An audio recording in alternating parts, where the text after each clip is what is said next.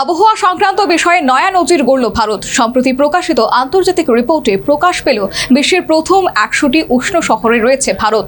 চাঞ্চল্যকর এই বিষয়টির কথা প্রকাশ্যে আসতেই উদ্বেগ প্রকাশ করেছে পরিবেশবিদরা।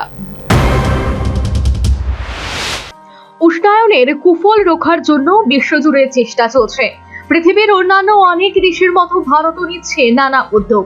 বৃক্ষরোপণের পাশাপাশি বিভিন্ন কর্মসূচির মাধ্যমে পৃথিবীকে ঠান্ডা রাখার চেষ্টা করছে, কিন্তু তাতে যে খুব একটা লাভ কিছু হচ্ছে না তার জ্বলন্ত প্রমাণ পাওয়া গেল আন্তর্জাতিক রিপোর্টে। AQI.in নামক একটি সংস্থার লাইভ তাপমাত্রা অনুযায়ী মঙ্গলবার দুপুর 2:30টার সময় নয়া নজির গড়েছে ভারতের তাপমাত্রা। দেখা গেছে বিশ্বের প্রথম 100টি উষ্ণ শহরের সবকটিতেই রয়েছে ভারত।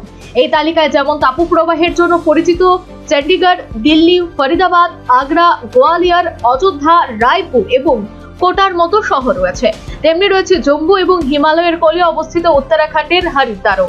মঙ্গলবার দুপুরে উষ্ণ শহরের সেঞ্চুরির তালিকায় থাকা দিল্লি বা হরিদ্বারের তাপমাত্রা ঘোরাঘুরি করছে 44 থেকে 48 ডিগ্রির মধ্যে।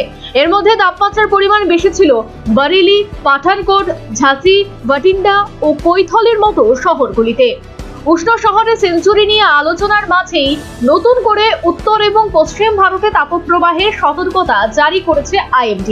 মেঘের স্থায়ী আচ্ছাদনের অভাব এবং নিরবিচ্ছিন্ন শুষ্ক সৌর বিকিরণের কারণে উত্তর ভারতের সমতল এলাকা এবং মধ্য ভারতের মালভূমির বিস্তীর্ণ অঞ্চলে প্রচন্ড গরম থাকবে বলে জানিয়েছে।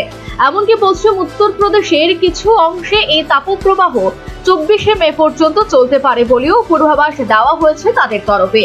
এই পরিস্থিতিতে দাঁড়িয়ে গভীর উদ্বেগ প্রকাশ করেছে পরিবেশবিদরা। উন্নয়নের জেরে শহরগুলি থেকে যেভাবে সবুজ কমছে তাতে ভবিষ্যৎ ভয়াবহ বলে সতর্ক করছে। সরকার যতই আন্তরিকভাবে চেষ্টা করুক, মানুষ উষ্ণায়ন রোখার জন্য নিজেদের দৈনন্দিন জীবন পরিবর্তন না আনলে আখেরে কোনো লাভ হবে না বলেই তাদের দাবি। Bureau report, news vanguard.